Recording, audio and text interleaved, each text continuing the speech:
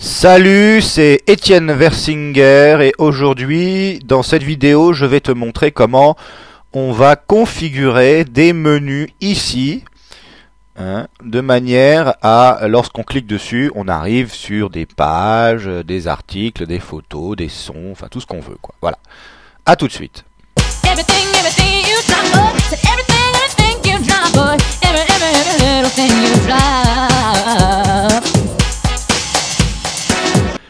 Alors, pour effectuer cette opération de configurer les menus, on va évidemment dans le dashboard, le tableau de bord, et on va créer des pages qui vont avoir pour nom les titres des menus.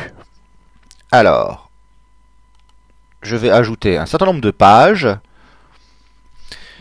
qui vont être les titres de mes menus. Alors, on va dire que la première, ça va être News.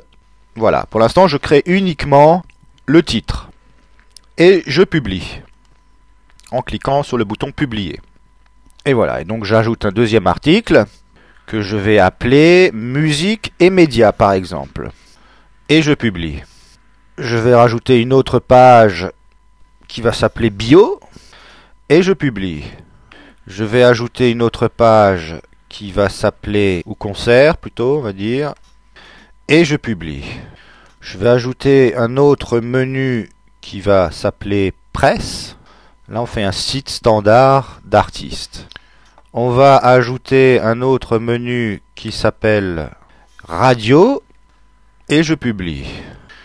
Et on va ajouter une dernière page qui va s'appeler Contact et je publie. Voilà, une fois que j'ai créé toutes ces pages, je vérifie bien que toutes ces pages ont été enregistrées. Voilà, donc j'ai toutes mes pages qui sont dans le répertoire des pages. Voilà, donc ces titres vont être transformés en menus. Alors, pour faire des menus à partir de ces pages, je vais dans le menu Apparence et dans le sous-menu Menu. Voilà, donc la première chose qu'on va faire, c'est qu'on va créer un menu. Donc je vais cliquer sur le bouton Créer un menu et je vais mettre barre de menu principal. Et je vais créer un menu qui s'appelle barre de menu principal. Voilà. Et je vais ajouter à ce menu les pages ici que je clique. Donc je coche toutes les pages et je clique sur ajouter au menu. Voilà, je me retrouve avec toutes les pages qui sont rangées sous forme de blocs comme ça. Donc là, je peux organiser l'ordre des menus. Donc je vais mettre le menu News en premier. Je vais mettre le menu Musique et médias en deuxième. Le menu Bio en troisième. Le menu Concert en quatrième. Le menu Presse en cinquième place. Le menu Radio en sixième. Et le dernier en Contact. Donc voilà, j'ai disposé mes menus dans l'ordre et je fais enregistrer le menu et je vais voir ce que ça donne sur mon site. Voilà, ça donne ça, hein, je rafraîchis. Boum. Mais le problème, c'est qu'ils ne sont pas dans l'ordre que je voulais. C'est-à-dire que j'aurais voulu que le menu News soit le plus à gauche, le menu Musique et médias après, etc. Or, là, c'est pas le cas. Alors pourquoi ? C'est parce qu'il range les menus par ordre alphabétique. Hein, on voit bien qu'il y a B, C, C, M, N, P, R. Voilà. Donc pour remédier à ça, donc si je mets mes menus dans le barre de menu principal, il ne va pas respecter l'ordre que je lui ai indiqué ici. Donc pour qu'il respecte l'ordre que j'indique ici, je vais choisir ici, dans ce case,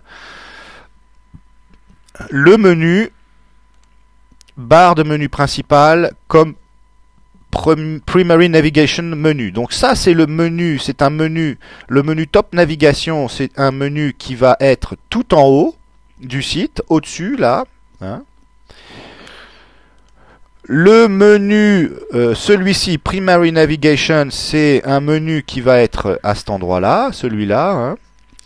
Et puis le menu Footer Navigation, c'est le menu qu'on va retrouver en bas du site. Alors, on va faire un test. on va sélectionner le même menu pour les 3 emplacements. J'enregistre et normalement je devrais avoir les menus. Voilà, hein. Donc en haut il y a le menu du haut, là il y a le menu du milieu et en bas on a le menu footer. Voilà, donc ce template, hein, le template mystique permet ça. Tous les templates ne permettent pas de mettre de configurer 3 menus, hein. Il y en a qui n'en ont que 2, il y en a qui n'en ont que 1. Hein, donc le thème mystique permet de configurer le menu tout en haut, le menu du milieu et le menu du bas. Hein, voilà. Bon, donc ça c'est une chose. Donc pour l'instant on va de nouveau enlever ça. Voilà, voilà. Alors ce qu'on peut faire aussi, c'est que on peut faire des menus et des sous-menus. Alors par exemple, si je veux que dans le menu News, il y ait un sous-menu qui s'appelle Musique et Médias, par exemple, et ben j'ai qu'à décaler ici la case, hein, je décale aussi bio par exemple, concert, presse, radio, et on va faire des sous-menus, voilà. Hein. Donc là, mon premier menu, ça va être le menu News, qui va avoir 4 sous-menus, et le menu presse va avoir un sous-menu qui est le menu radio, et le menu radio va avoir un sous-menu qui est le menu contact. Hein, donc j'enregistre, voilà. Et puis je vais voir ce que ça donne. Voilà. Hein, boum, il n'y a plus qu'un seul menu. Et tac, si maintenant je clique là-dessus, j'ai mes 4 menus. Hein, et puis là, dans le menu presse, j'ai effectivement en sous-menu le menu radio. Et puis le menu radio, j'ai le menu contact. Hein, voilà, donc on va pouvoir faire une architecture de menus comme on a envie. C'est bien pratique. Alors, dans les menus là-haut, je peux également mettre un bouton qui va activer un lien vers un site externe à mon blog. Donc, on va mettre comme exemple, par exemple, ici, je vais faire un bouton pour aller sur Google. Donc, je retourne dans mon dashboard et là, je vais dans la case lien personnalisé et je mets l'adresse de Google, google.fr, et j'ajoute au menu. Voilà, et donc ça c'est un élément de menu qui est un lien, et puis je vais enregistrer le menu. Toujours enregistrer le menu, voilà, et normalement, si je rafraîchis ma page, ici, il devrait y avoir un élément de menu, et si je clique dessus, boum, je tombe sur la page Google. Voilà. Hein. Donc c'est très simple, c'est très facile, c'est hyper easy. Alors, après, dans les menus, on peut également mettre une catégorie. Alors on verra plus tard ce qu'est une catégorie. Mais par exemple, dans tes articles, les articles sont rangés par catégorie ici. Ce qui n'est pas le cas des pages. Hein. Si je me rends dans mon onglet pages, là il y a toutes mes pages et effectivement il n'y a pas de catégorie. Donc on ne peut pas associer des pages à des catégories. Il y a uniquement les articles qu'on peut ranger dans différentes catégories. Et donc, je rappelle un peu que les articles sont publiés par ordre chronologique dans le site, en fonction des catégories évidemment. Hein. Donc tous les articles ne vont pas forcément s'afficher si les menus dirigent vers des catégories qui ne sont pas sélectionnées. J'espère que c'est clair. Par contre, les pages, elles, ne sont pas rangées par catégorie. Hein. Une page, c'est comme une page fixe. Donc dans la page bio, par exemple, on va pouvoir écrire des choses. Hein. On va pouvoir écrire sa bio. Hein. Ma bio. Je m'appelle Henri et j'aime les nénuphars. Donc ça c'est ma page de bio. Je mets à jour. Je vais sur mon site. Je vais dans mon menu bio.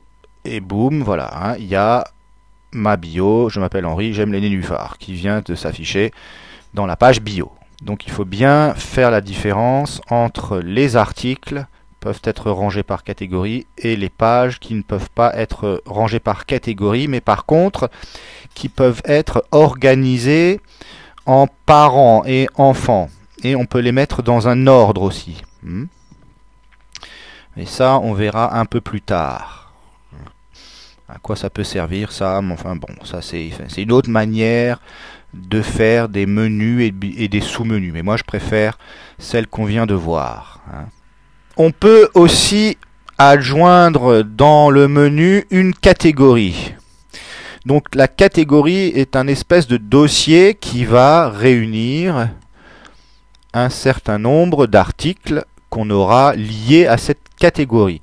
Hein. Si on va dans la case article, par exemple, je vais créer un article. Et je vais créer un article qui s'appelle Bonjour. Là, je fais un article qui s'appelle Bonjour tout le monde. Voilà.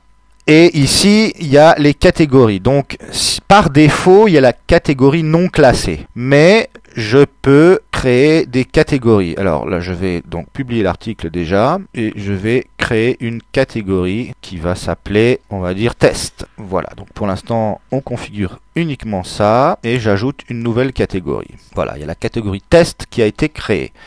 Et donc maintenant, si je reviens dans mon article... Bonjour, alors là je vois bien qu'il est dans la catégorie non classée puisque c'est la catégorie par défaut et je vais mettre cet article dans la catégorie test. Donc je clique sur test ici et j'enlève non classé et je mets à jour. Voilà. Donc maintenant j'ai créé une catégorie qui s'appelle test qui est reliée à mon article bonjour. Et donc je peux créer un deuxième article que je vais appeler bonsoir et que je vais également mettre dans la catégorie test et je publie. Voilà, donc je me retrouve maintenant avec deux articles, un article qui s'appelle Bonsoir qui est dans la catégorie test et un article qui s'appelle Bonjour qui est également dans la catégorie texte. Maintenant, je retourne dans mon onglet Apparence et Menu et je vois que la catégorie test s'est ajoutée à la liste des catégories ici. Donc je clique sur cette catégorie et je la rajoute au menu. Voilà, il y a la catégorie test qui a été rajoutée au menu. J'enregistre le menu et je vais rafraîchir mon site. Et voilà, il y a la catégorie test. Et là, il y a les deux articles. Donc l'article bonjour est après l'article bonsoir. Parce que comme j'ai expliqué dans une autre vidéo, les articles marchent par ordre chronologique. C'est-à-dire qu'ils s'affichent de haut en bas en fonction de la date à laquelle ils ont été écrits. Hein, le dernier étant le plus ancien, on va dire, et le premier étant le plus récent. Voilà. Et donc après, ici, on peut mettre des commentaires, etc. Voilà pour ce qui est des menus. J'espère que ce tutoriel aura été utile à ta compréhension de WordPress. À bientôt. Salut!